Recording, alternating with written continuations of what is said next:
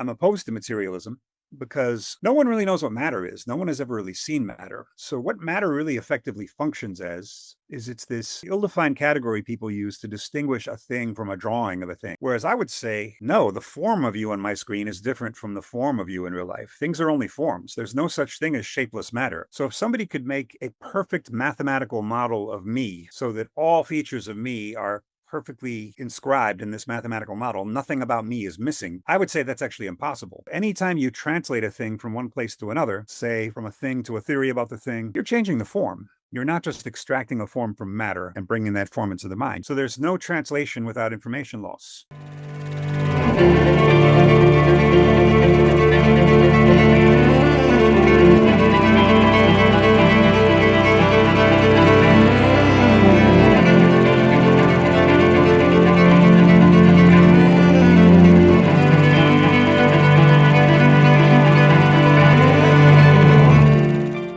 Hello, everyone. Welcome to another episode of the Anagage podcast. Today, we have Graham Harman. It's a very big pleasure to have him on. I just recently read his book, which I highly recommend you guys checking out, Object-Oriented Ontology, a New Theory of Everything. Something that really surprised me was that it's both quite technical, but also quite accessible at the same time, which I think is always like the perfect mix. So I was very impressed, and Harman was kind enough to accept the invitation. So I'm really looking forward to the conversation. So Harman, thank you so much for coming. It's really my pleasure. Thanks for inviting me. So before we get into it, maybe it would be helpful just to give a broad overview of kind of like what your work is about, and maybe in specific what this book is about, because I've read a fair bit of philosophy, although I've only got into more academic philosophy somewhat recently, but I've kind of been reading it at least casually for like a decade, maybe. And I've only came across your name like maybe 2 years ago. And then like I started seeing it more and more again, kind of like in the last year or so. And so that's what got me finally to pick up one of your books and kind of like see what your work is about. But so my guess is that I think you're very well known in the academic field. Obviously, like you're a huge name, but I think for like more casual people in philosophy, I think maybe not as much. So maybe I think for a lot of people listening to this, because my audience is kind of very diverse. There's a lot of disciplines going about, a lot of people interested in psychology, neuroscience, religion, and so on. So for those people that know nothing about you, maybe you can explain a little bit, just in like 2 or 3 minutes, kind of the basic thesis of Triple O. Oh, sorry, and also I almost forgot. Sorry, and maybe just a general intro as well, kind of like about your professional trajectory. Sure. I am a professor of philosophy at the Southern California Institute of Architecture in Los Angeles. This is my 10th year here after many years at the American University in Cairo, Egypt, which was my first job out of graduate school. And I'll get into the architecture part maybe a little bit later about why it is that architects became interested in my work. But maybe the best way to explain my philosophy is to situate it amidst the various camps of contemporary philosophy and show how my philosophy emerged out of that. Those who are not academic philosophers may be only vaguely aware that there's been a polarization for about a century or more between what are called analytic and continental philosophy. Analytic philosophy dominates the Anglo-American worlds and its elite universities, Harvard and Oxford and Cambridge and Princeton and so forth.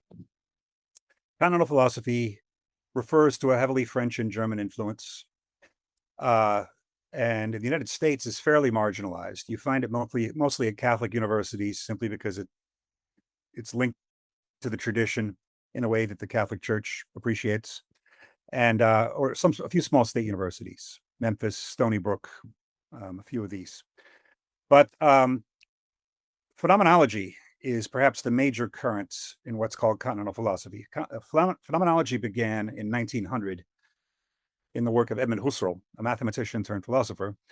And in a world in the late 1800s in which the natural sciences were taking over from philosophy, and some people thought philosophy would be replaced by experimental psychology, Husserl decided to carve out a space for philosophy by saying, scientific theories are great, but they're theories. philosophy should instead focus on what's immediately given to us. And so if somebody slams a door and you hear a sound, instead of giving a theory about how sound waves go through the air and go and vibrate your eardrum and send chemical signals up the nervous system, Husserl would say that's all great, but that's not fundamental. What's fundamental is the direct experience we have of hearing the door slam. And only because we have that does the scientific explanation of sound have any meaning anyway. So he's trying to bring philosophy back to what he thought was a more fundamental starting point in immediate human experience. And there's a lot to be said about that, but to just cut to the main point, his major student was Martin Heidegger, and they had a complicated relationship.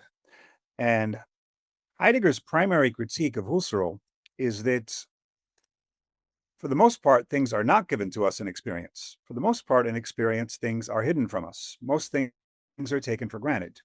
So I can describe my consciousness of this room, but what's really going on in this room are all the things that I'm not thinking about consciously, such as the fact that I'm relying on the floor to prevent me from falling 5 floors and hitting the ground level and being killed or severely injured.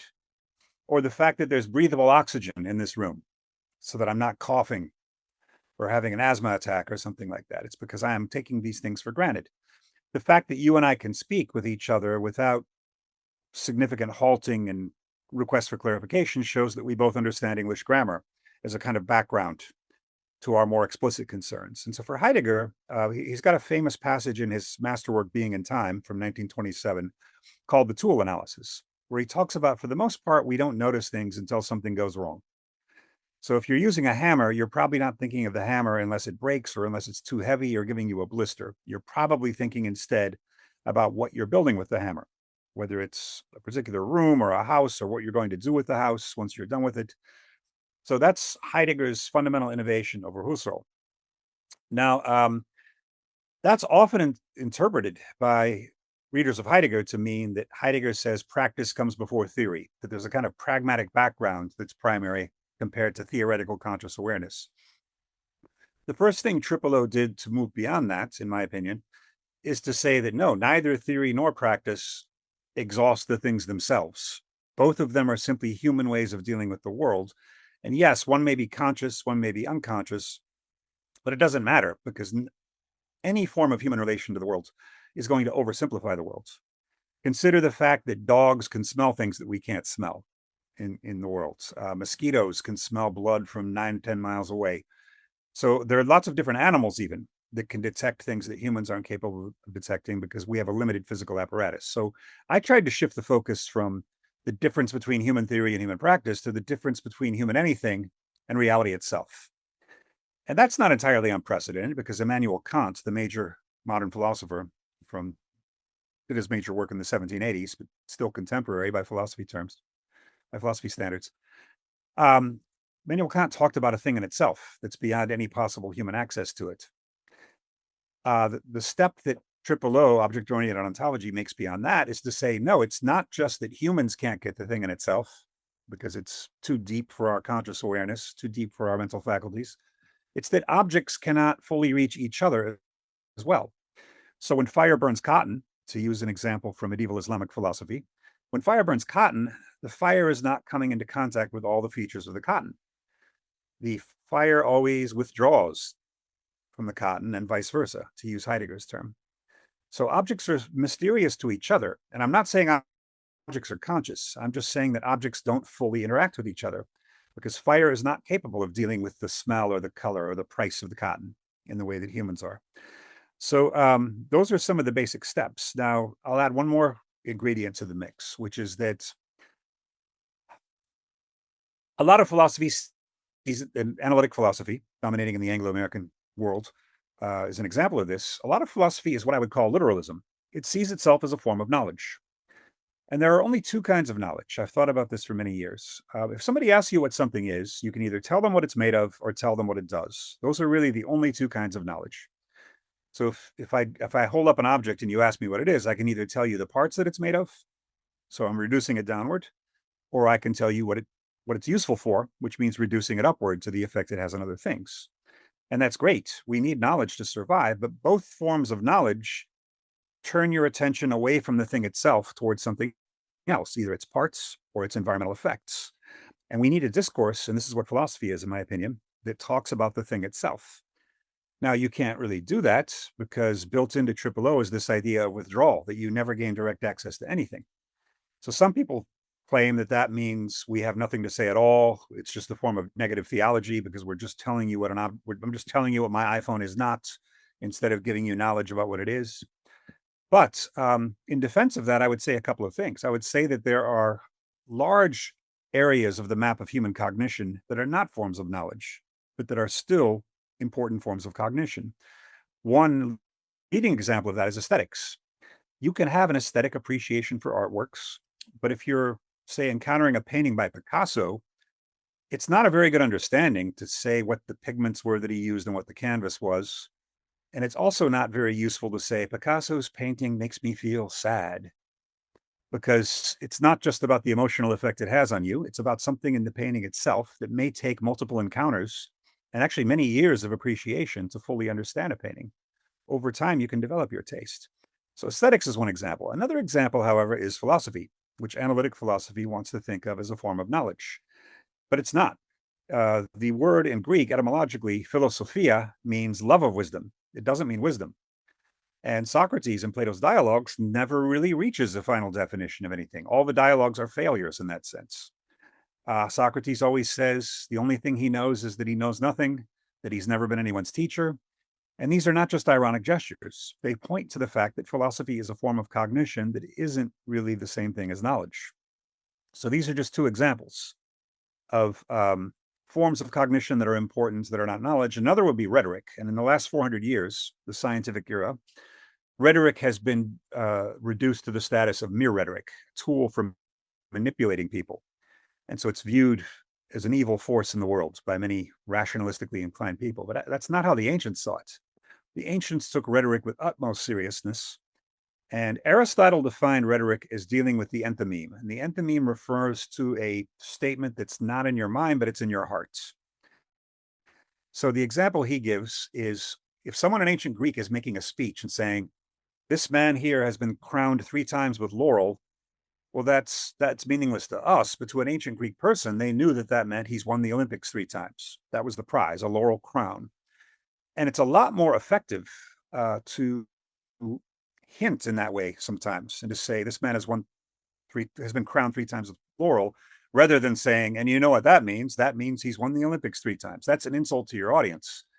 Sometimes it's more powerful to hint at something rather than stating it outright. Just to give an example, on my second trip to Europe, I spent Christmas in Italy. I was flying back home through London. This was 1990, and there had been a terrible bombing of a Pan Am airliner over Scotland 2 years earlier that had killed everyone on board. And so the security was still tight in London because that's where the bombed airliner had taken off from. And a very nice man was questioning me. And he first asked me what Christmas in Italy was like. And then he asked me if anyone had given me any gifts, especially electronics. And I said no. And then he said, do you understand why I am asking you these questions? And I said yes. And that was a powerful moment to leave unsaid what we both knew, which was that just 2 years earlier, hundreds of people had been killed in a airliner returning to the US that had been bombed, for which a Libyan man was later convicted. It was a controversial case. But the point being that leaving things unstated is a very powerful form of communication. And also, rhetoric is aware of the background knowledge that science doesn't normally care to articulate. So that's the first thing I would want to say, is that we need to broaden our map of human cognition so that knowledge isn't the only form and is not necessarily at the pinnacle. We have this tendency now to think that if something's not a science or not scientific, it's therefore worthless hand-waving, which is simply not the case. There's no science of literary criticism, really, and yet there's great literary criticism that's been written. You just can't measure it with the same standards as quantum chemistry. It's a different sort of thing. So that's a first initial picture of Triple O. And I would say that, one last thing, and you're being very nice about just letting me talk endlessly here, is that aesthetics becomes very important for object-oriented ontology, not just for the reason I told you, but because I talked about literalism as the idea that knowledge is all that matters. And what another characteristic of literalism, and David Hume, the Scottish philosopher, is a great example of a literalist. A literalist is someone who believes that an object is equivalent to all the true facts about it. So David Hume did not believe that there was any such thing as an apple. He believed that when we say apple, what we really mean is red, round, hard, juicy, cold, sweet, because those are the only things we see or experience. And by experiencing those things together so often, we sort of give them a joint nickname, apple, but it doesn't mean that there's something called an apple that's over and above those qualities of the apple that we can experience. So he's the textbook example of a literalist in philosophy. Whereas phenomenology, where I got my beginning, starts in the opposite direction and says an object is something unified, and we consider it the same object even though its qualities are changing constantly. It's not a new object every millisecond just because the sunlight's gleaming slightly differently off of it in every millisecond. So for phenomenology, as for Aristotle, and then for O, my philosophy, the object is primary. Now, what's important about aesthetics for me is that aesthetics drives a wedge between an object and its qualities, thereby demonstrating that literalism is false. And a good example of this is metaphor. So in Homer's poem, The Odyssey, he talks frequently about the wine-dark sea, which I discussed in my book that you were showing. And a wine-dark sea is essentially a sea with wine-like qualities. And what you're doing is you're taking the qualities off of the wine and assigning them to the sea, and you're creating this bizarre new hybrid entity that takes real effort to experience. That's what aesthetic experience is. This is why it's more emotionally moving than knowledge usually. Knowledge can also be emotionally moving, but it's more often the case that aesthetic experience is because you are involved in producing the wine-dark sea in your minds. You're not just looking at it. You have to work hard to put those wine qualities on the sea. And so aesthetics is key for O in showing the gap between objects and their qualities. They have a loose relationship. Objects both are and are not their qualities, somewhat paradoxical. So maybe I'll stop there, and that'll be a good trampoline from which to jump. Thank you very much for that. That was excellent. And also, I really like how you often kind of introduce the topic with kind of the historical context of Hume and then Heidegger, phenomenology, Husserl, and whatnot. I think it's quite brilliant. I think it makes it quite graspable, even if people don't know these names, because you actually explain their ideas. So it was super helpful. Something that I would like to get into is that something that I struggled a lot with your work in the beginning as I was beginning the book, but even now as I was kind of wrestling with the ideas and kind of figuring out what questions to ask, is that in my own work, I always use the word object as like the ultimate opponent because I associate it very much with materialism. And the way that I typically phrase it is like there's no such thing as an object, and I kind of take this perspective that kind of like your perception is based on meaning, and that there's no such thing as just like an object just laying around there. And so every time that I'm forced to use your language, kind of like my brain kind of misfires as I'm doing it. So I'm just curious a little bit that obviously I know that kind of how you use object is quite sophisticated and it's different than this framework, but nevertheless it still has all these connotations. So it's like maybe just walk us through a little bit. What was your thought process about choosing what terminology to use? And also if you ever considered about naming something else, or if at some point you regretted the terminology that you used, or kind of like your whole thoughts about the wording of your work. Right. There have been, especially in the early years, there were people challenging whether object was the right term to use because they would say that most people think of objects as mid-sized physical things, or that object is always thought in opposition to subject in modern philosophy. But really, there are two roots, I think, to my use of the term object the way I do. One of them, I mentioned Edmund Husserl, the founder of phenomenology. He came from the Austro-Hungarian Empire. So there was a strong tradition of philosophy coming through Vienna with Franz Brentano, who was Husserl's teacher.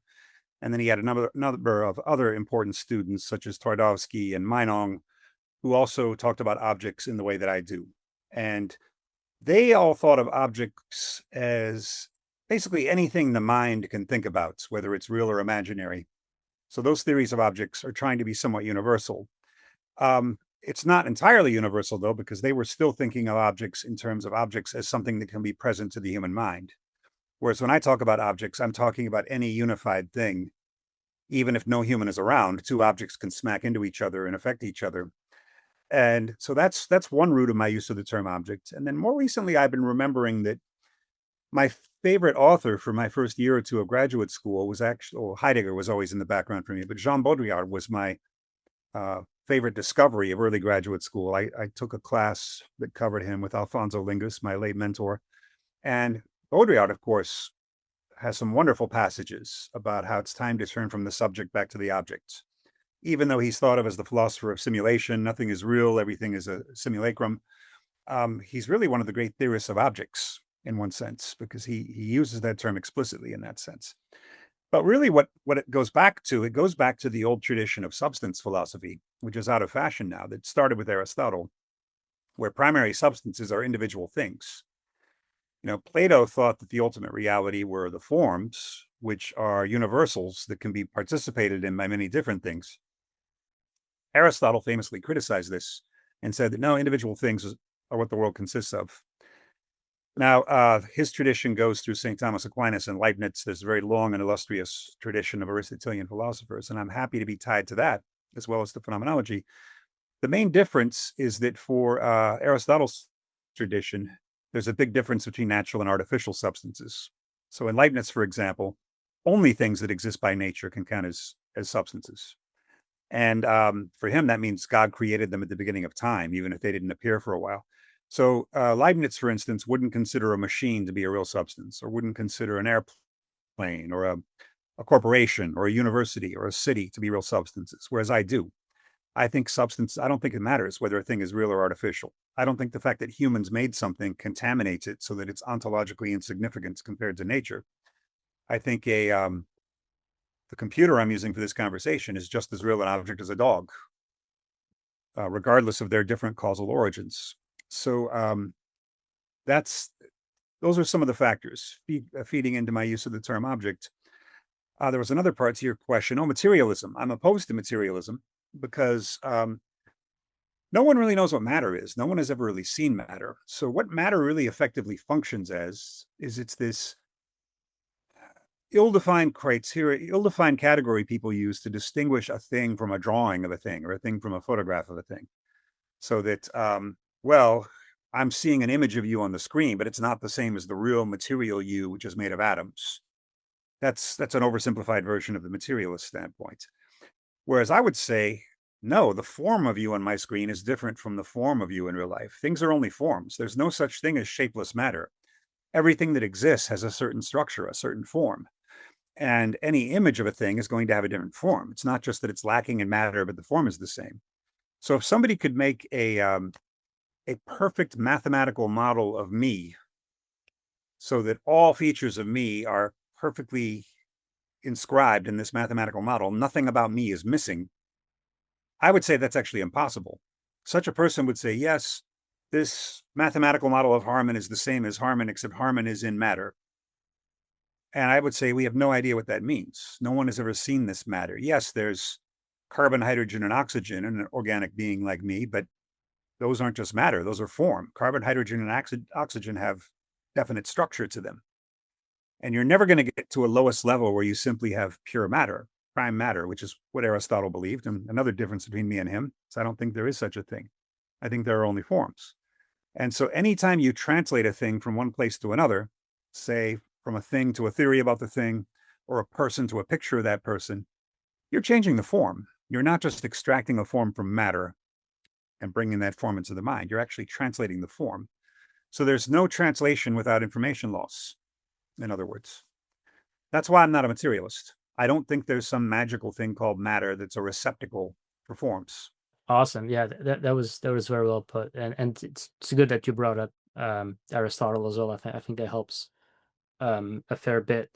And another thing, kind of related to kind of how you frame objects, that was heavily on my mind. So I really like the way that you described kind of like this philosophical history of kind of dividing the world into two, of kind of like humans and then everything else, and you wanting to kind of like give more space, so to speak, for like the object itself. And but there was something about it that where it feels like you're trying to.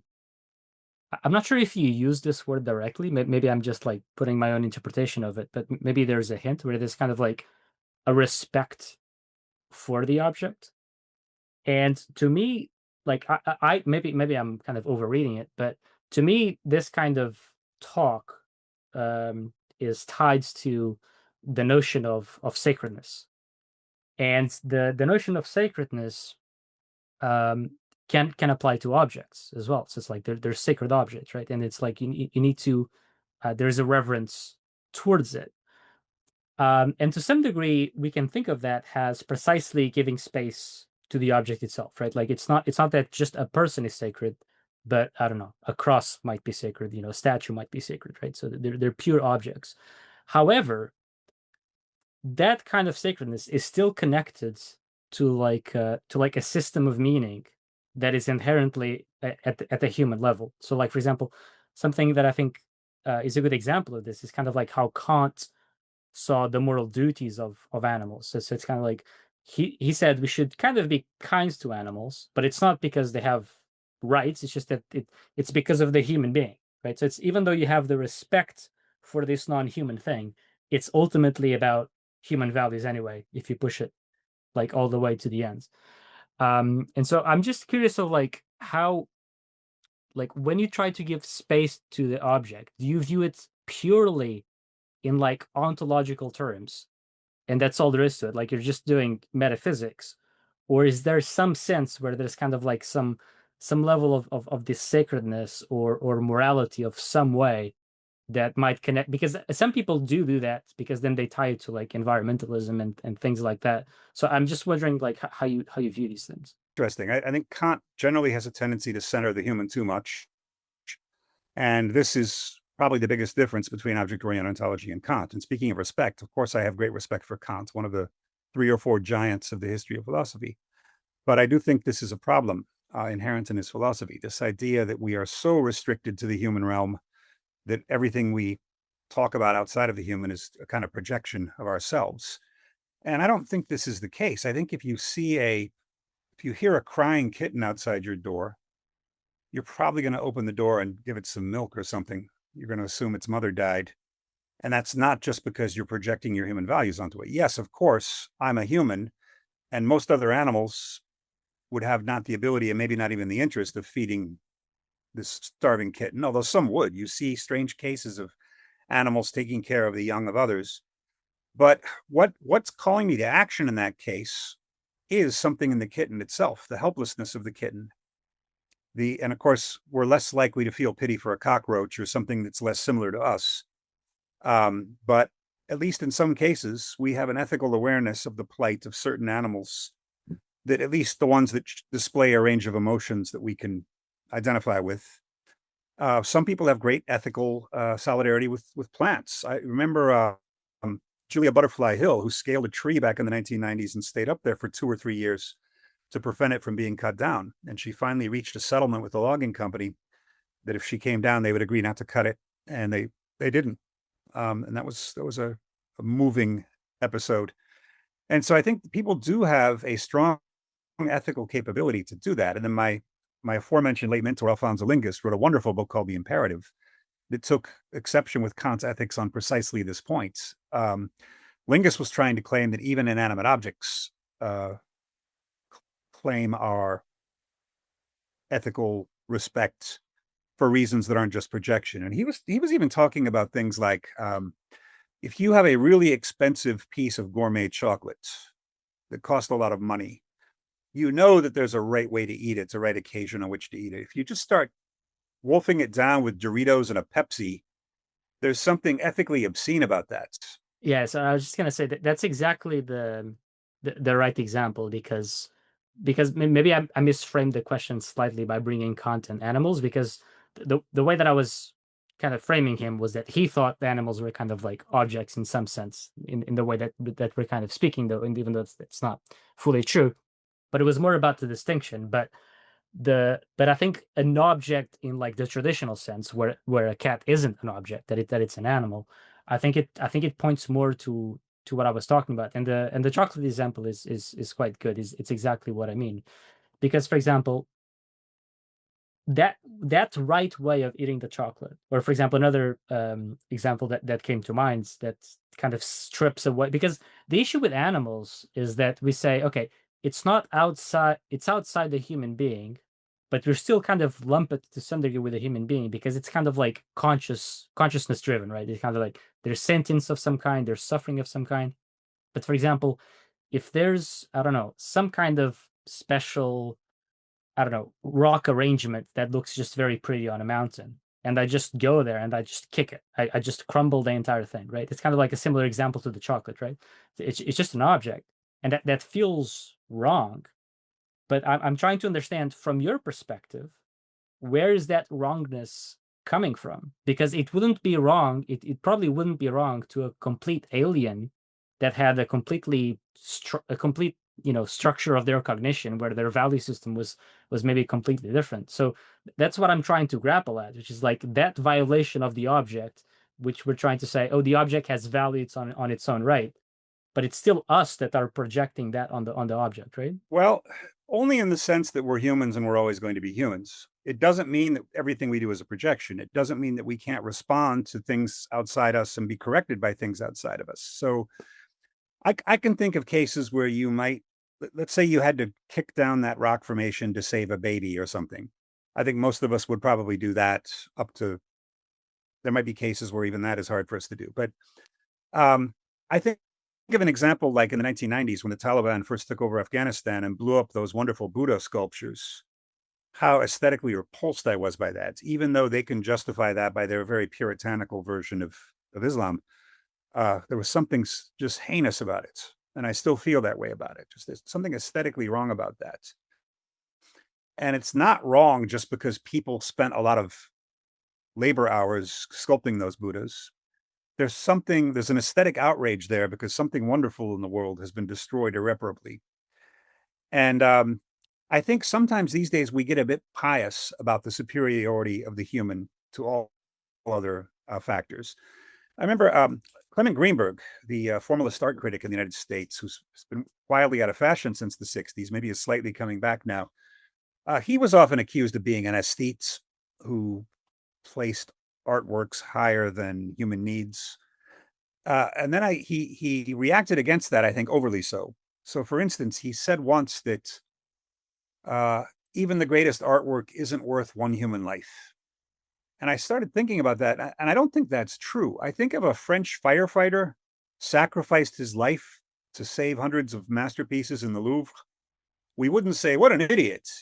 His life is worth more than all those works. I think we would call him heroic. I would think we would say this was a man who realized that these cultural treasures are worth preserving, even at risk to our loss of his own life. So we recognize that certain aesthetic things are of immense value, and certainly of immense value to other generations than our own. If nothing else, if I had grandchildren, I would want my grandchildren to be able to experience these wonderful things.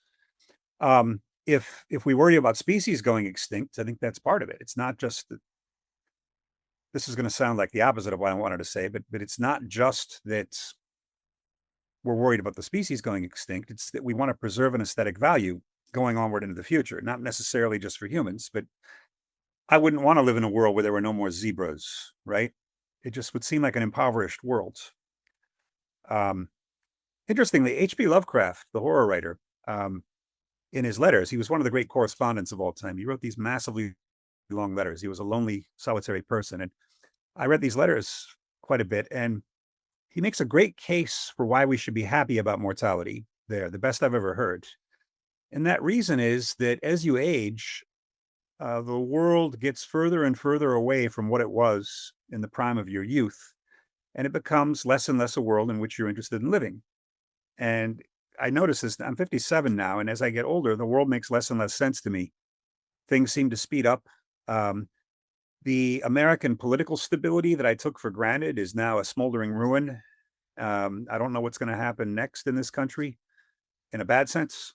And I'm finding this quite disturbing. I don't want to live into a future where everyone has to eat insects for their protein because there's nothing left. But young people already seem a little more open to experimenting with chocolate covered ants and things like this. So there are generational changes. Kids are doing things that make no sense to you at a certain age, and you just feel lost in the world.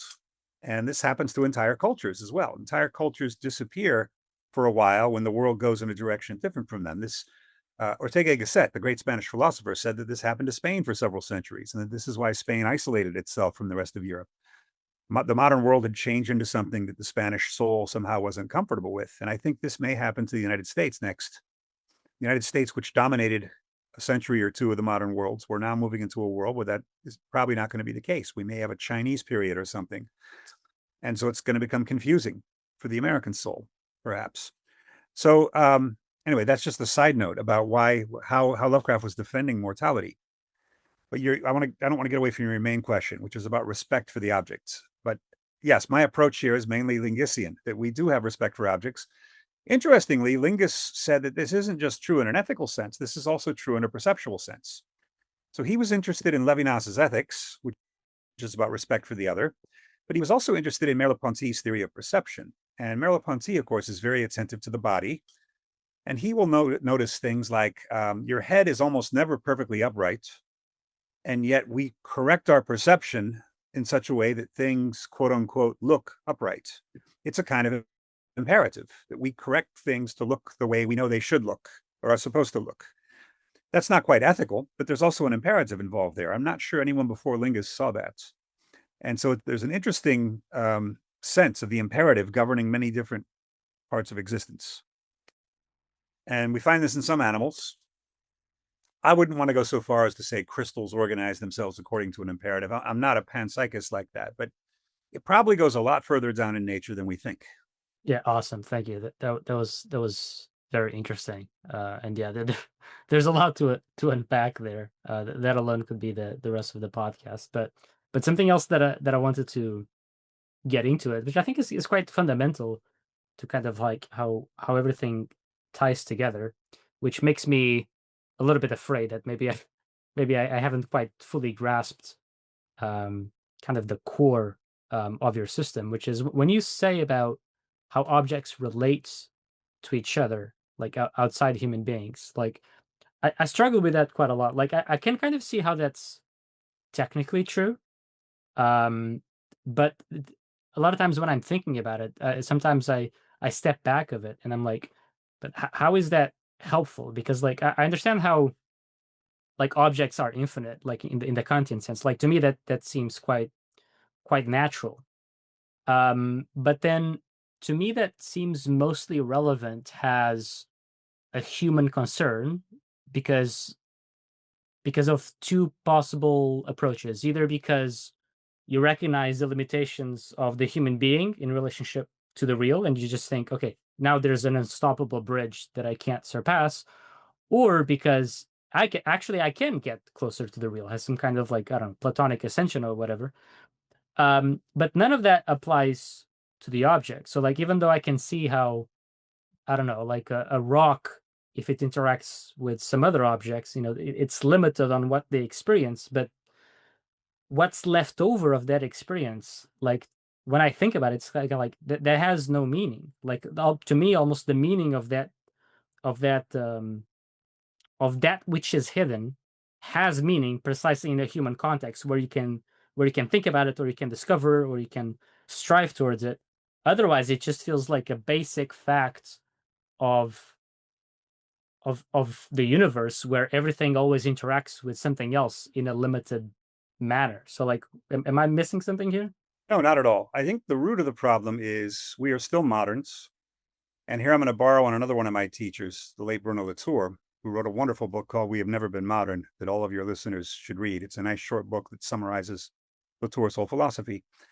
And there, Latour defines modernity as this attempt to split the world into two mutually autonomous and purified zones that can't mix.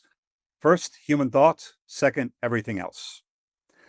And those two have to be dealt with by completely different means. The everything else is dealt with primarily by the natural sciences. They're given a monopoly on that. And then with humans, you have to operate differently and talk about humans projecting values onto a cold gray universe. Latour's innovation was to say that most things are hybrids, or a lot of things are hybrids anyway, right? So you can't really say the ozone hole is either nature or culture because it was produced by humans, but it's also part of nature. Or genetically engineered corn. Yes, humans created it, but it's still part of nature.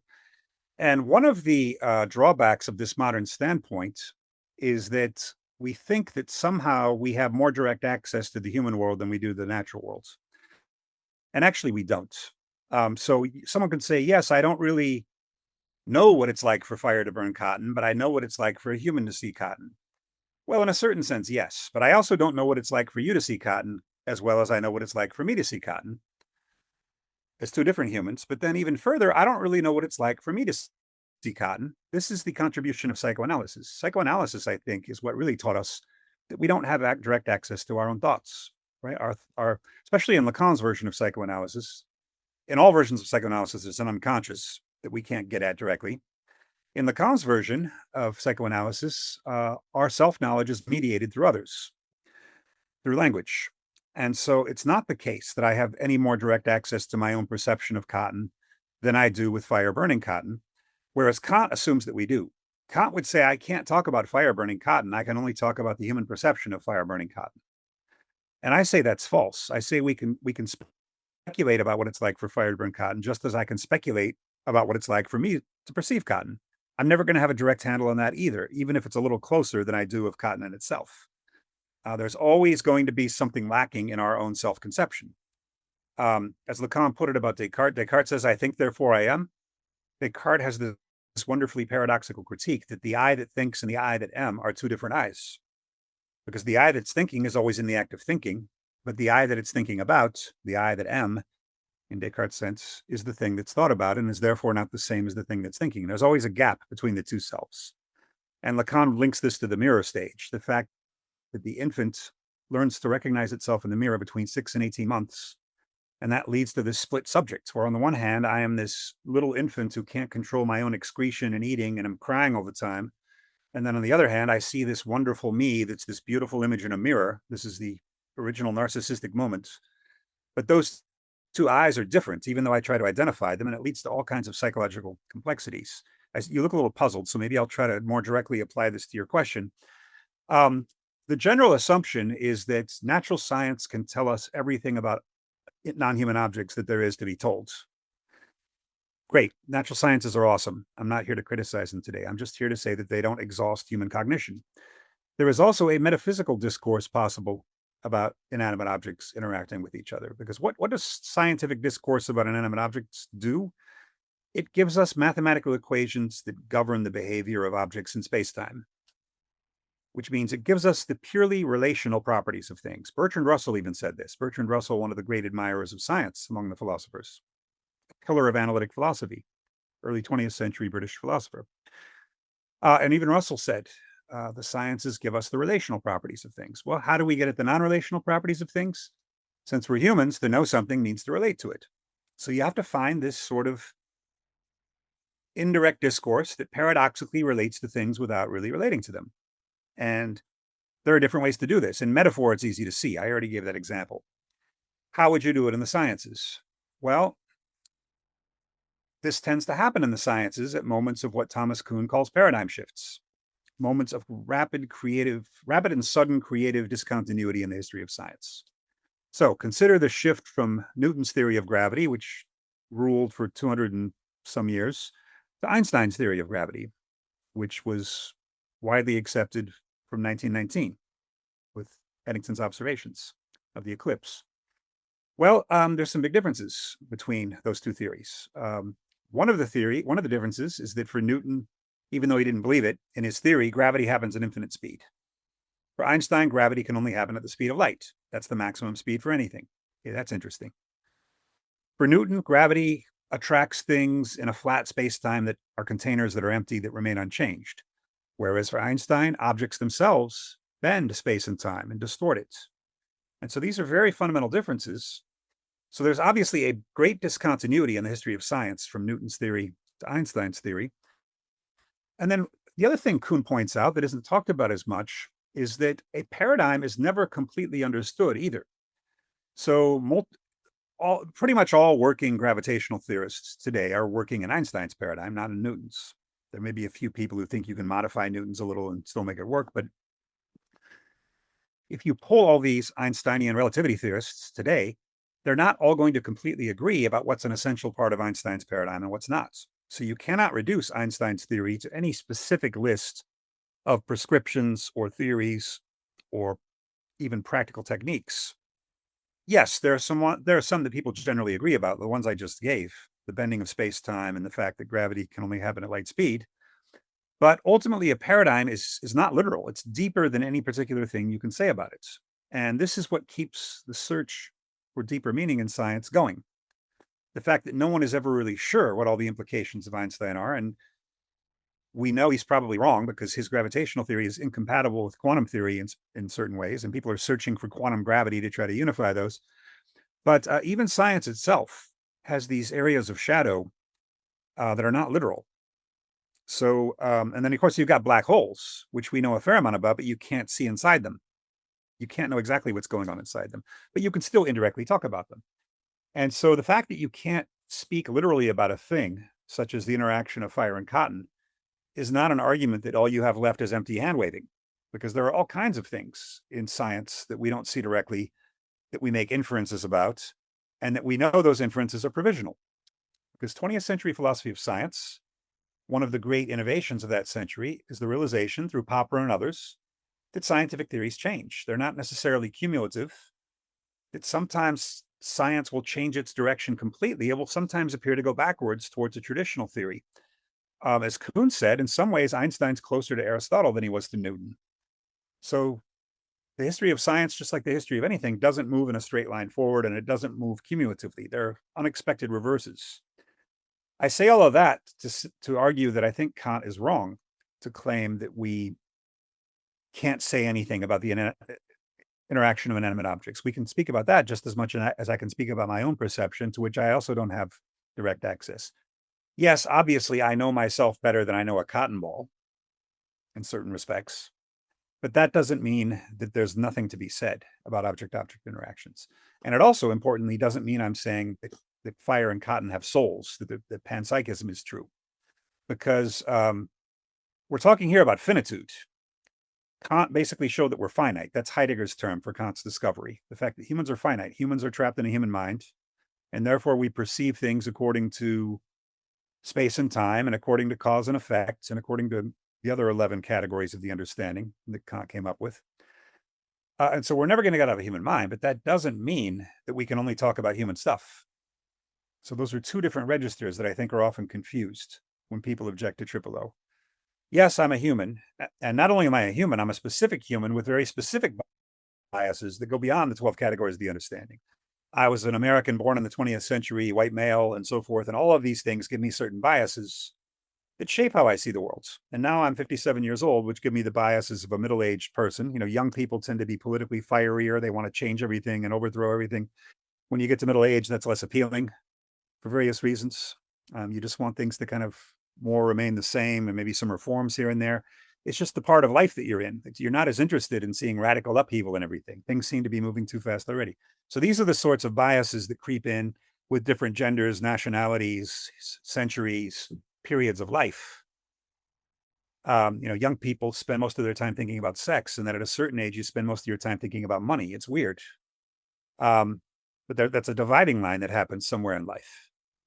And so there are biases at every age of life. So the finitude is pretty radical, not only in Kant's sense, but also even in more local, parochial senses. But that doesn't mean that we can't have any access at all to non-human reality, it doesn't mean that I can't read a fiery political treatise by a 22-year-old activist and be moved by it. It's because I can. Or that I can't read a woman's perspective on things and be moved by it. It's because I can. I can read Simone de Beauvoir's The Second Sex and think, wow, this is a really brilliant book, even though I don't have firsthand experience of de Beauvoir's experience as a woman. Or Frantz Fanon's complaints about the oppression of colonial peoples. That's very moving for me too, even though I haven't directly experienced. Slave narratives are very moving. So we have this ability to get outside of our own individual limitations, and it's harder to do that for inanimate objects, but not impossible. A really good writer, that's what a really good writer can do, is to get. Jack London has 2 novels written from the standpoint of dogs that are very effective. Call of the Wild and White Fang. Others have tried to write. There's a video game out there that you can experience life as a rock, and it's more comical than anything, but these kinds of experiments are possible. So that's what I would say. I would say that finitude is there, but that doesn't mean that we can only talk about human stuff or only about stuff that pertains to me. I can learn from other people's experience and even from trying to identify with objects and what they are going through. The fact that my wife and I, back in October, went to Sequoia National Park, and you have these gigantic sequoia trees that are, in many cases, much older than the Roman Empire. So these trees have been growing in this forest since, I don't know, in some cases, maybe 1000 BC. And it's an amazing thought. They're a different sense of time. I mean, they're maybe not conscious in the human sense, but the relation to time of these gigantic trees is far different from my experience of time. Or maybe it's easier to identify with when Moby Dick, the great whaling novel, was published in the 1850s. And I saw somewhere that there are probably 10 or 15 whales still alive from the time when Melville wrote that novel, because of how long some whales live. It's amazing to think that some of the whales in the ocean are still there from Melville's time. So there's obviously a very different relation to time. Or if you think of a dog, which will live maybe 12 years, 14 years, you can even see, if you're trying to play a game with a dog, that if you hold a rubber ball, or if the dog has a rubber ball in its mouth and he's trying to play this game where you grab it from him, the dog, if you're reaching for the ball, is able to move his head just slightly at the very last instant to just barely get out of the reach of your hands. And all I can think of is that we must look like slow motion giants to these dogs. Our motions, we process time at a slower rate. And this has been scientifically confirmed. There are still experiments being done to show different animals can see different number of flashes of light per second. So humans, it's something like 17. If there's more than 17 flashes of light for a second, humans see it as a steady light. There need to be fewer than 17 flashes a second for us to see the flashing. Whereas some animals can see up to 30 or 40 flashes a second because they're processing time faster.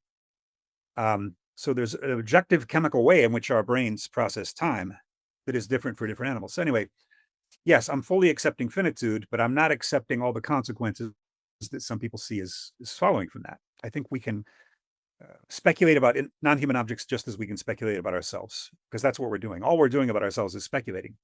We're mysteries to ourselves. So that was a lot, but it was very, very interesting, and very insightful.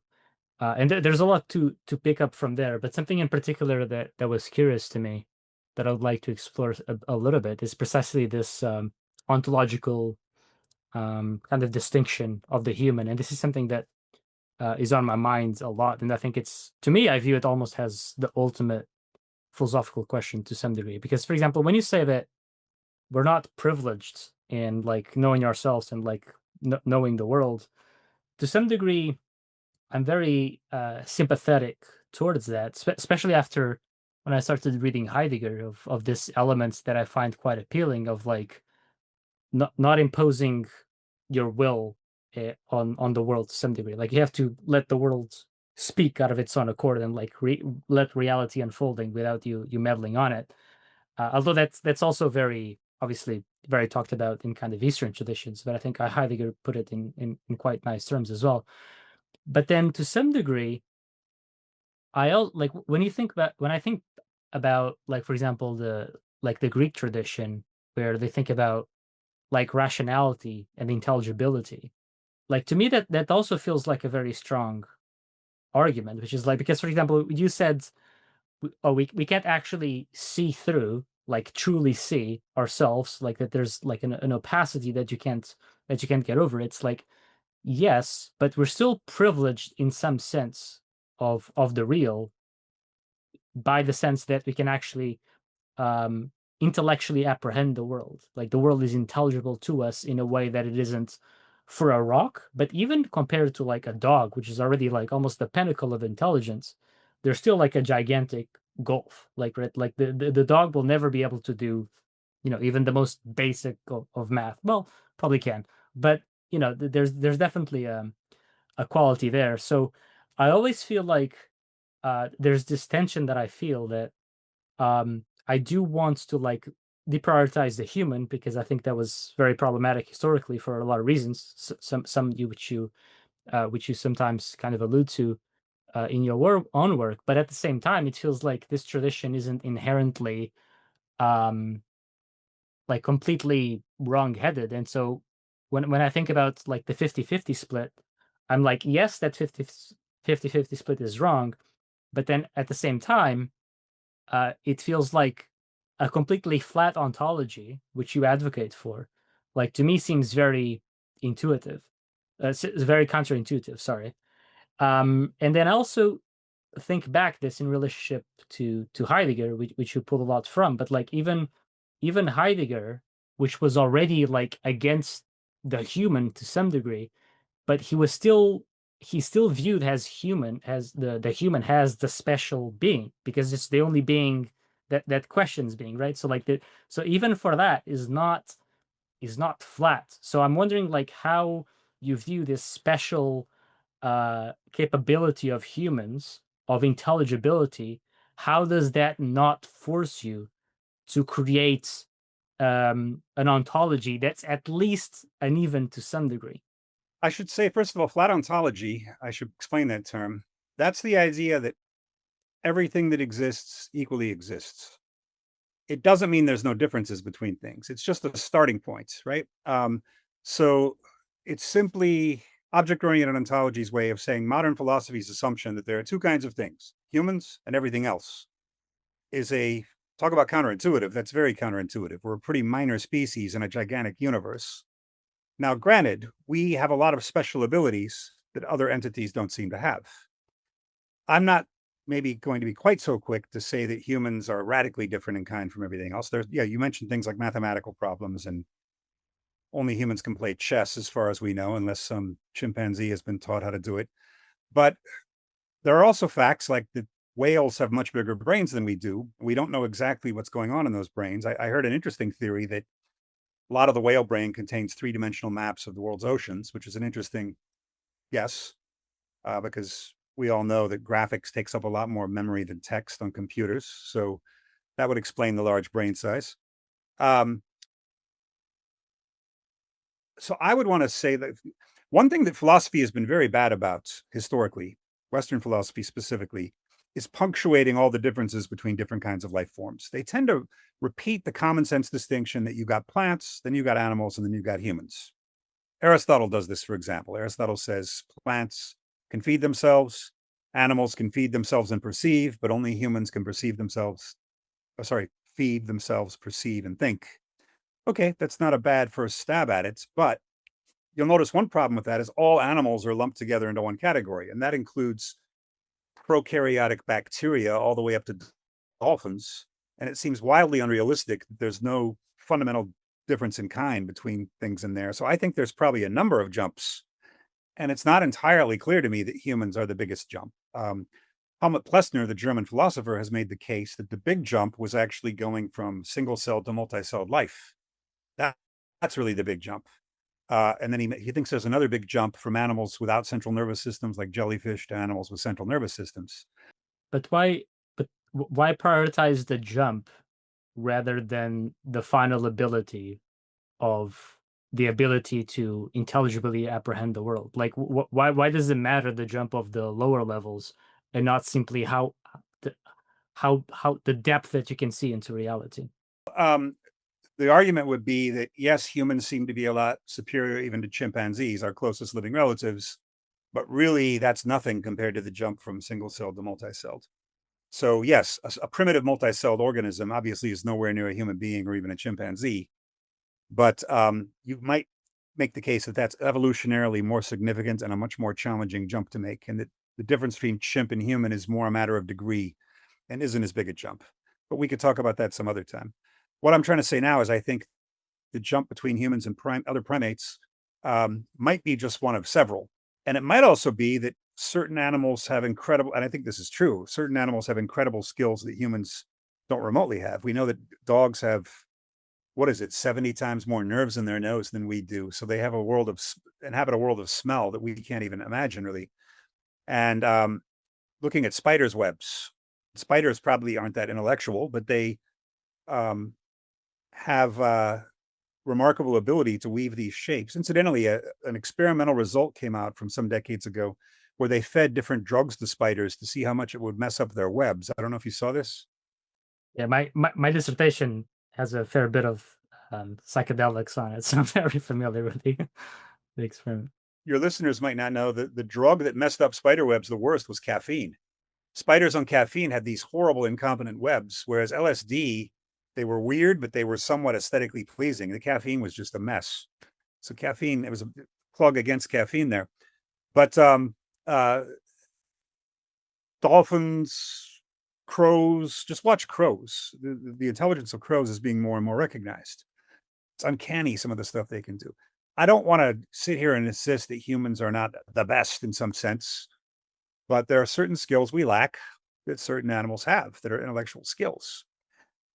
And some people think birds can perceive quantum fields. This is why they're able to navigate so well. I don't know. But anyway, we could probably argue about this all day. I would just say there are at least two roots to our view that the humans are uniquely special. One of them is the Greek commitment to rationality, and of course, the other is the monotheist commitment to the idea that we're created in God's image. You're not going to find much of this among Western Hemisphere tribes, for instance. You're going to find much more of a continuity in their view between animals and them. There's been quite a boom, actually, in anthropologically based philosophy about this. You've got Eduardo Viveros de Castro and Philippe Descola, who have been writing about the different cosmologies of South American peoples in particular, and how they may just be different in kind from Western naturalism. And again, I think maybe sometimes they go a little too far in the relativist direction. I don't want to say that there is. I would just say that mathematics is one of the few examples of rationality where you can say, first of all, there's cumulative development, and second of all, there's something like a direct intellectual intuition of the truth. And even that's questionable. Imre Lakatos wrote a book about trying to show that proofs and refutations, trying to show that even geometry is not that different from natural science in the sense of being falsifiable. But even if you forget about him, that's really the only area of the human intellect where those things are true. And a third factor with mathematical knowledge is that it involves rigorous deduction from unshakable first principles. So if you accept Euclid's axioms, like that parallel lines never meet, everything's going to follow with rigid necessity in the proofs. And you can't really improve on Euclid's proofs if you accept his axioms. You're not going to find mistakes in them. All right, but people misapply this to all kinds of other fields of knowledge, such as philosophy. You'd be surprised how many people assume that philosophy needs to begin with rigorous first principles and then deduce them, like Descartes tries to do. But that's a limited moment in modern Western philosophy when people like Descartes and Spinoza were trying to turn philosophy into deductive geometry. Doesn't really work that well. For one thing, you better not make any mistakes in geometry or your whole proof collapses. In philosophy, that's not true. In philosophy, we all make mistakes at different stages, and the philosophy can still be of value because you're not aiming at a rigorous step-by-step series of deductions. You're aiming at a general result that is more or less, as Whitehead puts it, coherent and adequate. And a better philosophy a philosophy replaces an earlier philosophy, not because it makes fewer mistakes. My undergraduates find mistakes in Plato all the time. They find problems with Plato's reasoning. Doesn't matter. Plato is still a much more important philosopher than my undergraduates. So you have to ask yourself why, if they're finding mistakes that he didn't notice. Well, it's because he has a much deeper and broader conception of reality than they do. And this is also why ancient classics in philosophy are still relevant in a way that ancient classics in the sciences aren't quite. I spent a whole year studying Ptolemy's astronomy, where the Earth is the center of the universe. It's wonderful. It's well worthwhile, but it's not really relevant to contemporary astronomy. Whereas Plato's and Aristotle's philosophies are completely relevant to contemporary philosophy because you don't really overcome a classic in philosophy. There's certain basic possibilities that classics unearth, and what makes a new classic is unearthing new possibilities, like in Kant's case, the idea that we are finite and therefore don't have direct access to reality. That's something you don't really find in Plato and Aristotle. And so this is how classics happen in philosophy, by unearthing a new possibility that no philosopher had seen before, not by cleaning up mistakes, as you might have in even geometry. Doesn't really do it that way because you're not going to find mistakes in Euclid. What you find in mathematics is people trying different axioms, like, hey, let's try parallel lines do meet, like non-Euclidean geometry, and see where that goes. Let's try a geometry where there are 17 dimensions instead of 3. So mathematics makes a lot of progress by simply adopting different axioms, or by introducing imaginary numbers with the square root of -1, imagining possibilities that other mathematicians hadn't considered. So the role of cleaning up other people's mistakes, which many people identify with intellectual life itself, is a relatively rare and restricted case in mental life. That's not usually what we do. I mean, you do that as a kind of janitorial work. Go through as a kind of critic and find, oh, actually, Leibniz's argument here doesn't work. What should he have said instead? Okay, but that's not really why we read Leibniz. We don't read Leibniz because he makes fewer mistakes than we do. We read Leibniz because he has this wild, fascinating vision of the world with monads that are these little atoms with souls that can't look at each other directly. You have to look at each other through God. It's fascinating. And that's why he's one of the great philosophers of all time. No one else had thought of the world that way before. So how do we get on this? I don't want to just ramble. No, that's all right. That was fascinating. I could just listen to you for hours. But yeah, that was very insightful. And this is actually a nice bridge, because this is something that I've wanted to talk with you about, because I've heard you talk about this, precisely this role of philosophy that gets undermined by kind of like this analytic mindset, which is quite heavy in philosophy, more in the American than Europe, but I would say pretty overall is still pretty heavy. And this is something that and you've mentioned something like philosophy comes in intuition first, and kind of like messy and like super metaphorical and symbolic, and then you're kind of wrestling it through. And this is something that I've struggled a lot, because I came from a background of like very scientific education, like no philosophy whatsoever.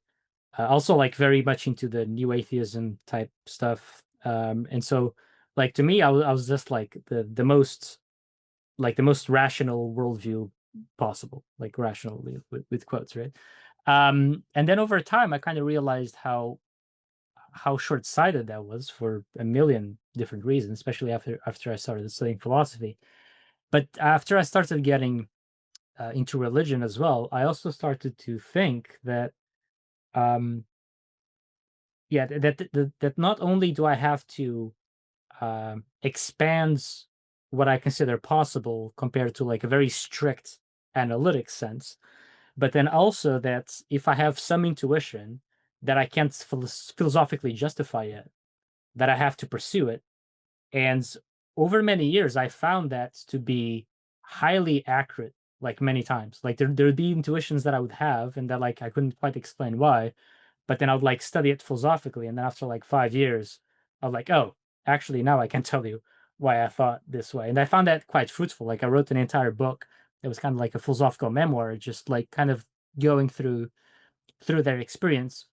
But then as I got deeper and deeper into philosophy and things got more complicated, a lot of times I ran into intuitions where I wasn't sure if they would actually lead somewhere. And they were like, maybe they do, but it's going to take me like 10 years to find out. Like, I'm not sure if this is worth like 2,000 hours of my life to kind of like try it out. And so I feel this gigantic tension of just like following my intuition, but then at the same time, kind of like trying to validate it so that I don't go off somewhere that might be very, unproductive and like not very helpful.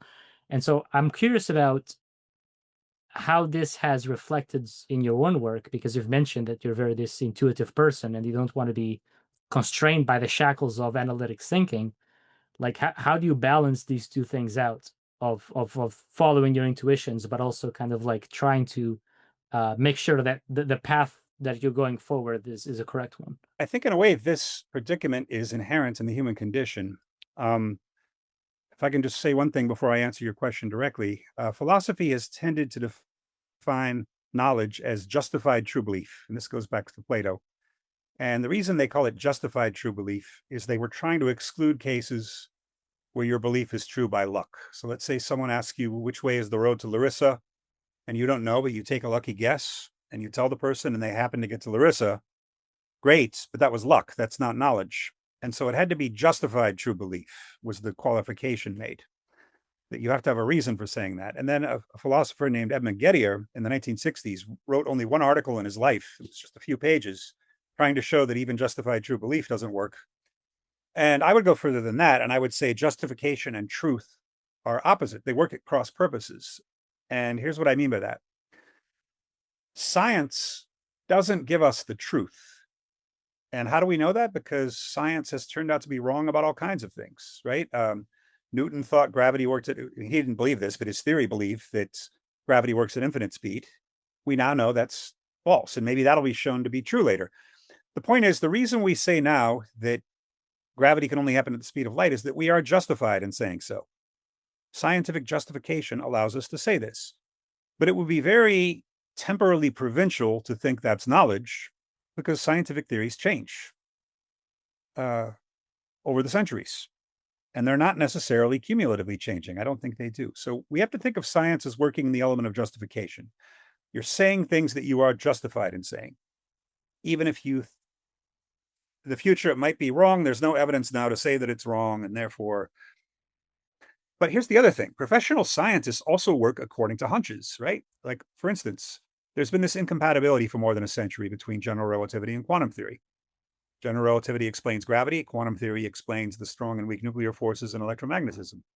The two are incompatible. They don't go together. There are certain important cases where they contradict each other. And everyone has their own hunch about how to solve this, but no one's been able to solve it for 100 and some years. When you're talking about hunches, you're talking about what I call truth rather than justification. Truth, not in the sense that you are right, but truth in the sense of the conviction that this is it, this is reality. So there are all kinds of scientists maybe who don't really believe the current state of physics, but the current state of physics is what's justified now, and so they go along with it. But they have their own private hunches about what the right direction is to go to solve the problems that exist. Truth ultimately is the underlying level of sincerity of what deep down do you really believe. So there are also a lot of scientists who are devout Christians, even if they recognize that contemporary physics might not be able to serve as proof that Christianity is true. They may think the Big Bang helps justify the creation narrative in the book of Genesis, yes, but any Christian scientist is going to have to take a leap of faith beyond what current physics tells us, most likely, right? So we live in these two worlds. We live in worlds of what we think is true, and that's truth in my terminology, and we live in a world of what we think we can plausibly say to other people and defend, and that's the realm of justification. So I think you're talking about the difference between intuition and rationality. That's how I would reframe it. I reframe it as the difference between truth in the sense of lived commitment and in the sense of justification, what there's evidence to say. Now, as far as analytic philosophy, I don't want to just trash analytic philosophy. It's not the field that I come from, and it does have certain advantages over continental philosophy. Continental philosophy, at its worst, degenerates into writing book reports about the great thinkers of the past, because whereas analytic philosophy works on this natural sciences model of philosophy being a gradual and cumulative enterprise where you can specialize in problems and make incremental progress and build on the work of others, and over time we'll know more. Continental philosophy works more within the genius model of there are great figures from time to time who revolutionize philosophy, and then the rest of us are just kind of poor mortals who have to struggle to understand the great geniuses. And analytic philosophers make fun of that sometimes, and there are times when it impairs self-confidence. There are times when it leads to these cliquish situations where continentals aren't really doing philosophy. They're just competing for who understands Heidegger the best, and it can become very unhealthy. And continentals sometimes have a hard time speaking in their own name compared to analytic philosophers. On the other hand, I think I am partial to the model that philosophy develops discontinuously, and that analytic philosophy has not produced enough great figures, a handful at most. Some say just Wittgenstein. I'd add a few others to that list, but I don't think philosophy is cumulative and incremental. I think that most work in philosophy, just like most work in physics, is going to vanish into history. And that may be disconcerting to the average practitioner, but that's how history works. History works in a monumental way. Maybe the labor of everyone is necessary, but there are certain labors that tower above the others and that change history and that are remembered. And I think philosophy is no different in that sense. So that's one of the things I disagree with. And then you asked something else that got me on this track. It was about, the difference between intuition and rationality. You need arguments of course, but argument falls on the side of justification. Hegel said somewhere that arguments are a dime a dozen. You can always find an argument for anything. Analytic philosophers are always looking for what they call a knockdown argument that settles a question definitively. I don't think there is any such thing. You may think a philosophy question is settled definitively, but then somebody comes up with a brilliant counterargument and it revives a dead option. The other day I was looking around on a Reddit channel to see what analytic philosophers thought was the biggest contribution of Alvin Plantinga, who's a major analytic philosopher of religion, and now in his 90s, still going strong. And one person actually ventured to say that Plantinga solved the problem of evil. Now, the problem of evil in theology, of course, is the idea that if there's an all-powerful, all-knowing, and good God, why does he allow evil to exist? And to say that Plantinga used logic to solve this problem, no, that's not how problems in philosophy work. Problems in philosophy aren't solved. Problems in philosophy linger more or less eternally, and people offer increasingly sophisticated solutions on both sides of the question. And sometimes new problems are added. But you don't solve a problem. There aren't any real problems in philosophy that I think have been definitively solved. The mind-body problem. People claim to have solved the mind-body problem. It's a pseudo problem. No, it's going to keep coming back in different guises forever. What does disappear in philosophy are certain solutions that seemed plausible at one point, but are now seen as no longer plausible given the advance of general human knowledge. So for one example, Aristotle believed that all the species of animals are permanent and eternal. That's no longer plausible after Darwin. So Darwin has taught us to see a world in which species evolve and change, and fossils show us dinosaurs aren't around anymore. Humans haven't been around that long, but sharks, on the other hand, have been around in the same form for 250 million years, and so on. So that's out. Another thing that's out is that in Islamic Neoplatonism in the Middle Ages, their conception of how prophecy worked is that God gave the prophecy to the stars, which were considered the outermost sphere of the heavens, and the stars whispered the prophecy to Saturn, and Saturn whispered the prophecy to Jupiter, all the way down to the moon, and then the moon whispered the prophecy to the prophets, which sounds incredibly quaint now because we don't think of the planetary spheres as at all divine anymore. They're pieces of rock. And so the idea that even if someone was religious now would not dare say that prophecy comes through the planets, it would seem a bizarre thing to say. So that's a solution that's no longer plausible to us. And I doubt that would come back because we're not going to suddenly stop thinking that planets are rocks, right? Maybe we would, but it's hard to see a scenario where we would change our mind about that. But there is no knockdown argument in, let's say, metaphysics. You might find some in logic, right? There are things in logic that you probably can't overcome if you try to, unless you adopt a different logical framework, like Nagarjuna's Buddhist logic has different assumptions from Aristotle's.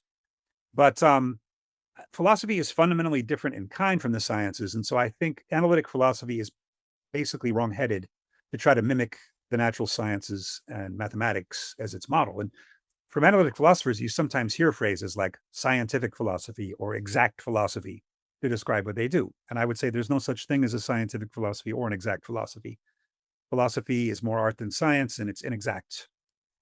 There's not incremental cumulative progress, except in the sense I just mentioned. Certain solutions are thrown out as being simply not compatible with what we know about the universe, and no one dares propound them. If someone now came forth with the idea that Darwinism is false and species are eternal, Aristotle was right, that would look incredibly antiquated. And you might be able to try, but it would not have very good chance of success. That's the role of science, I think, in philosophy, is to rule out certain things that were once considered plausible. Yeah, amazing. That makes a lot of sense.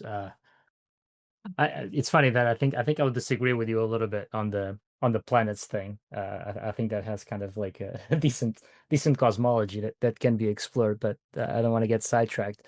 But something that I really wanted to talk with you about, and I want to give a big disclaimer because I became very interested in philosophy a lot through a phenomenological perspective, and I usually try to avoid any kind of metaphysics. So my understanding is very shallow. So my apologies if I'm getting something just wrong or like completely misframing it. But something that I kept seeing a parallel as I was reading your work in regards to essences, where with a kind of tradition that I'm more familiar with, because I'm very interested in Christianity. A lot of times you see the tradition kind of speaking about like saints having like a purified nous through the deification of the soul.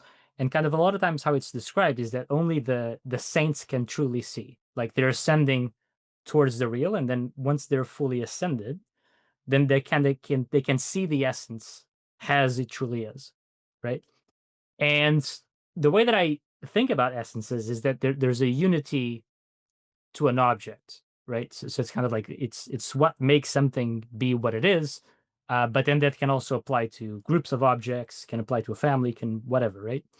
And I think that kind of like unity of something, I think that ties well to some degree with your ontology, because it's not like it doesn't need to be any particular material. It's more about like it can be anything, right? Like it's not restrictive in that sense.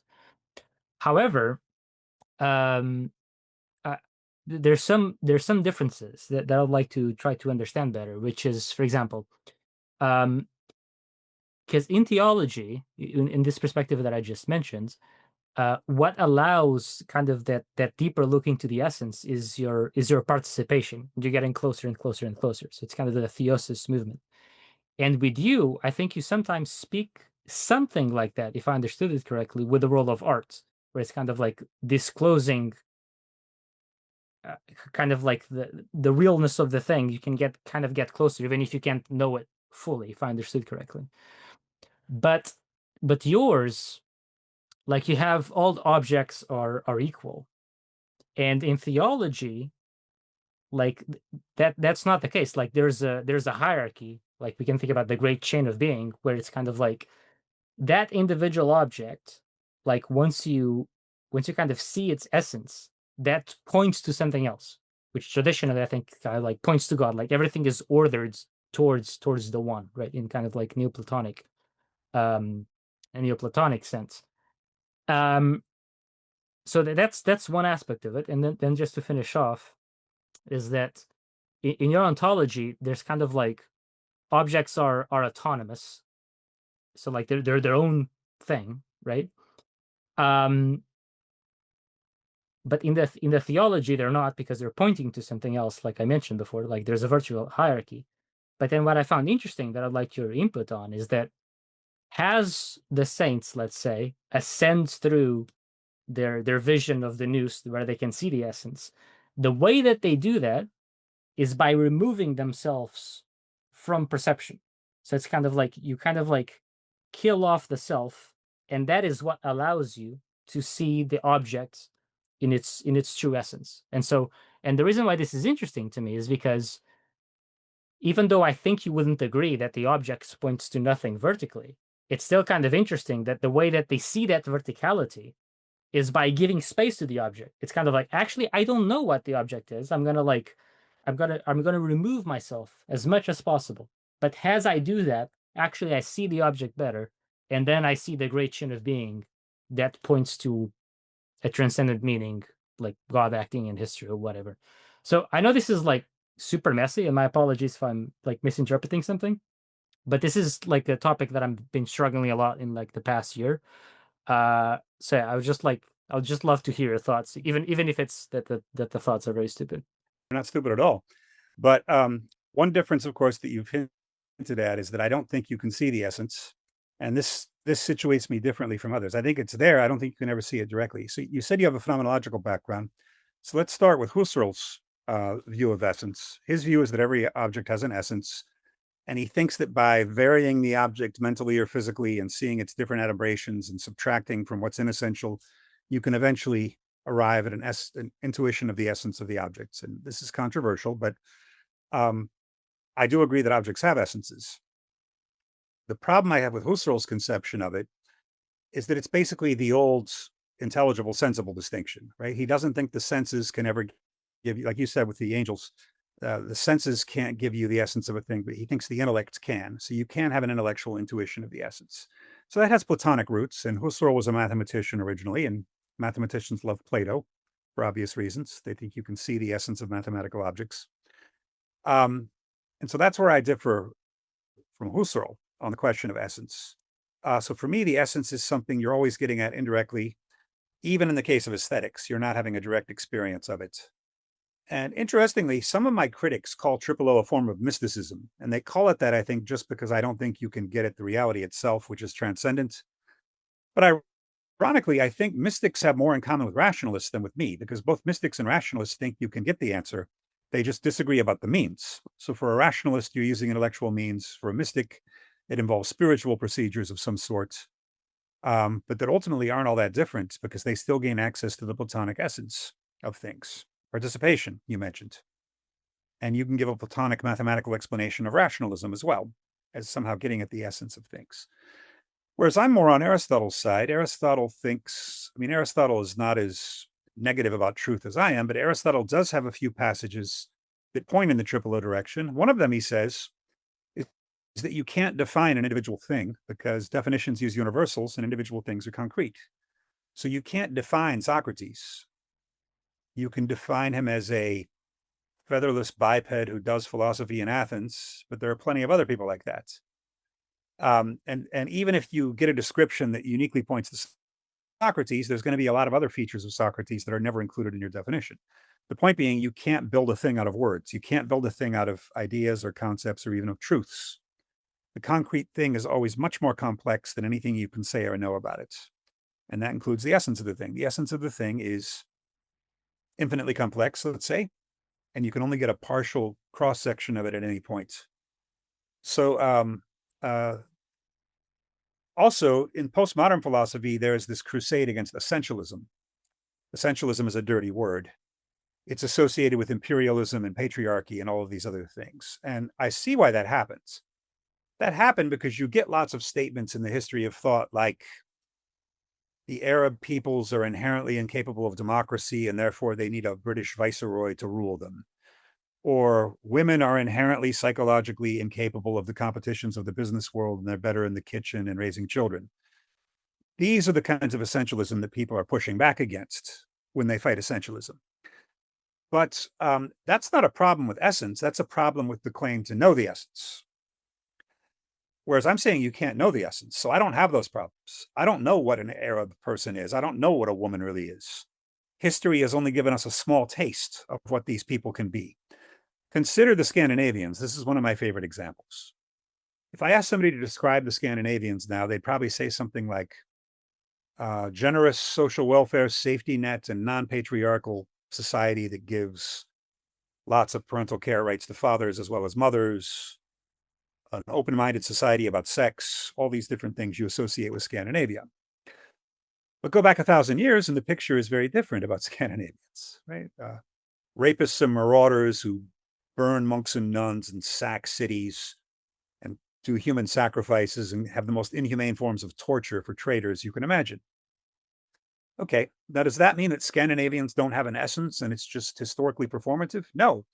What I think it means is that Scandinavians have an essence that's deeper than any of those particular manifestations. So if you look at Scandinavian history, a real expert on Scandinavian history could probably point to certain personality traits that have endured over 1,000 years and longer. Here's another example. Europeans sometimes complain that America vacillates back and forth across the decades between isolationism and interventionism. So before World War I, the USA was completely isolationist. We didn't want anything to do with Europe and its troubles. And then after World War I, and especially after World War II, we became incredibly interventionist everywhere and trying to over-control everything. And now with Trump, it's kind of swinging back the other way. We don't want to help Europe at all and let you guys deal with Putin. And how would you analyze that in object-oriented terms? I have an easy analysis of that, which is isolationism and interventionism are just two surface symptoms of a deeper American moralism, because American moralism can manifest itself as we're too good to get involved with the Europeans. We don't want to get involved with their corrupt dynastic quarrels. That's the 19th century. Or 20th century, Europe needs our help because we don't want to let them have all these fascist rulers arise, and America is political good and we need to help the Europeans find that. Another form of moralism. And so I think that shows you the way in which a thing has an essence it doesn't manifest itself the same way at different times. And so look at a case like women. Women haven't really had the opportunities that men have had. And so it's way too early to say what women are capable of, what women are not capable of. And so I would reject any such statements as Pat Buchanan, who was kind of Trump before Trump in American politics, was one of those who said women don't have the psychological necessities to compete in the business world. That would be an essentialist statement in the bad sense. Because what does he know? How long have we let women be business executives? Not very long. So let's give it some time. Um, and the same is true for all other generalizations. Are the Germans a philosophical people? We would all say, of course, now. But ask that question in Roman times. They would have said, hell no. The Germans are barbarians. So sometimes you have to let things cook. You have to let wine age before you know what a person or a culture is capable of. And that's why I think you can talk about an essence, but speaking of the knowledge of an essence is a very bad idea. Nobody really has it. The world surprises us. Yeah, I can totally see that. And regarding, and even though I know that you kind of like reject that you can know the essence, was my interpretation still correct where you view art as a means of disclosure, of like getting in contact with the real, or do you view like this unbridgeable chasm that you can't get over? I think it's still there in the sense that you can never paraphrase an artwork. You're never going to be able to say the essential features of Picasso's Guernica are X, Y, and Z. You can make a good stab at it, but you're never going to have a direct vision of it. Sorry, just to clarify, what I meant wasn't so much the essence of an artwork, but more so art has a means to disclose reality deeper and deeper, which at least as far as I'm interpreting, like those are not the same thing, right? I'm not sure it's really deeper and deeper because when Homer says wine dark sea, and I suppose he was the first person to use that metaphor, it's not really that we're getting a deeper insight into reality. It's that Homer's creating an object that wasn't created before, which is wine like sea. And because of the difficulty of imagining that, the human is an essential ingredient of that. We have to actively perform that object for it to come to be. And so I think that's what's happening in art more than Van Gogh's peasant shoes painting is giving us more of an insight into what shoes are or something like that. It's that he's creating a specific shoe. So I'm more of an Aristotelian here than a Platonist. I don't think Alain Badiou, for example, who's an open Platonist, thinks that Picasso's paintings of horses and the ancient cave paintings of horses are both teaching us something about horses. I don't really think that. I think if that's true, that's a byproduct. I think they are creating new horses and presenting them in the two cases. Amazing. So just for us to wrap up, I would like to ask you a final question related to architecture, because I found it very interesting to kind of find out kind of that aspect of you, because to me those things are like philosophy and architecture don't really mix. I really don't see them basically ever, like they're very niche. The only example that I can think of was a random book that I found about Heidegger's Hut. I don't know if you've seen Adam it. Shar. Yeah, it's a nice Yeah, book. yeah, yeah. And I thought it was. I didn't think it was like that architectural. I thought it was. I don't know, just something else a bit more philosophical. But it was kind of an Or interesting blend. But biographical. yeah, but yeah, it's a very kind of niche topic, and it's funny because when I told my father, who's an architect, that I was having this conversation with you, and you're a philosopher and teach at the architect school, he was very confused. Like this Hmm. wasn't computing, in his brain. So I would just like to for you to expand a little bit, kind of your thoughts on architecture, and specifically something that I would like just to highlight really quickly is that I see something that I find quite odd about architecture now is that it seems very devoid of any of pointing to something. So like for example, when I was talking about the saints and the essences and whatnot, of like always trying to point to a greater unity and to kind of like a thread of history. The reason why I find architecture so rich historically is because it feels like, for example, if you step in a church, like everything is eschatological, like everything has a meaning, and that there's a coherence to the building that all points to something that everyone is chasing. And with modern buildings, it feels so utility driven that to me it just feels kind of completely dead, basically. Like it feels anti-human to some degree. So yeah, I could speak about this for a long time, but because we're very short on time, I'll leave it at that. Sure. And I could talk about this for hours. since architecture is my new world for the past 10 years. I've been teaching in an architecture school, but I can summarize the basics. Early 20th century architecture, that's architectural modernism, you can fairly describe as being anti-historical in spirit. There's this idea that architecture can be rationalized, that history is merely a bunch of accidental accretions. You can tear down whole neighborhoods and rebuild cities in accordance with certain plans about what architecture should be, ideally. That went through crisis in the mid-60s, a couple of years after modern art went through a similar crisis and entered its own postmodern phase. So maybe with Andy Warhol in 63, that's often the starting date for the end of high modernist painting and sculpture. In the case of architecture, it's 65 through 68, with 3 books: Robert Venturi's Complexity and Contradiction in Architecture, Aldo Rossi's Architecture of the City, and Manfredo Tafuri's Histories and Theories of Architecture, all of which tried to rediscover the importance of history in architecture. But that's interesting. But the reason I mention that is that was really the beginning of architecture's intense engagement with philosophy. So architects were always aware of Plato and Kant and Hegel, but really since the mid-60s is when architects have been in intense dialogue with philosophers, I think precisely because of the ongoing crisis of modern architecture and architects' attempts to find their way out of the forest in one way or another, now going on 60 years. And you had waves. You had a generation that was interested in Heidegger and Merleau-Ponty and the immediate human sensual experience of architecture. You had a generation of Derrida influencing architectural theory. So you had deconstructivist architecture, where you had random cracks down buildings put there on purpose, or buildings turned sideways, or disturbing forms in general. And then starting around 93, you had a Deleuzian wave in architecture, where Gilles Deleuze is all about continuity and curvature, and you had architects trying to make buildings continuous with their environments and not having corners on them and having folded shapes on them. And I was invited into the architectural world right around the time that Deleuzian architecture had run its course, and people were looking for a new influence. And I think they were trying Triple O on for size. I'm never sure whether Triple O is going to reach the level of influence that Heidegger, Derrida, and Deleuze had in the field. Those are giants.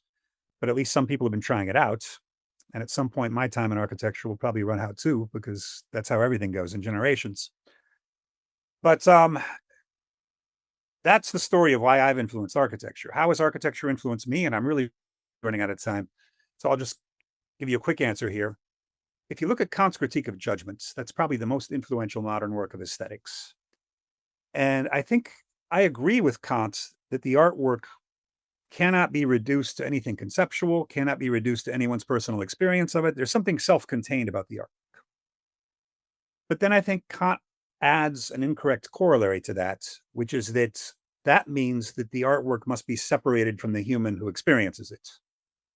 Because any human interaction with the artwork at all is going to contaminate it. Which means architecture can't really be a real art for Kant. It has a very low status for him compared to literature, say, or painting, because he sees it as merely on the level of it's contaminated with utility, basically. The fact that architecture is useful makes it incapable of pure beauty. Whereas my argument is that even artwork cannot be disentangled from the human beholder. I've got a whole book about this, Art and Objects. And I've got another book, Architecture and Objects, where I try to say, therefore, architecture is professionally forced to confront the inadequacy of Kant's arguments in a way that visual art is not. This is why architecture has become theoretically important to me. It has to account for a way that human use of buildings is possible without contaminating the buildings in terms of being non-relational artworks. And if people want to know more about my theory, they can read Architecture and Objects. I would recommend reading Art and Objects first. It's 2 different publishers, but those 2 books make a natural pair. Fantastic. That was great. Thank you so much. This was a wonderful conversation. It was truly a pleasure to have you. It saddens me that I only got like 30% of what I had, but it's how these things usually go. It's what happens can with always come interesting back. conversations. Yeah, true that. I hope we can make it. So yeah, I know you're in a rush, so thank you so much. It was a pleasure. Thanks, Thiago. Have a great day. Bye bye. Cheers.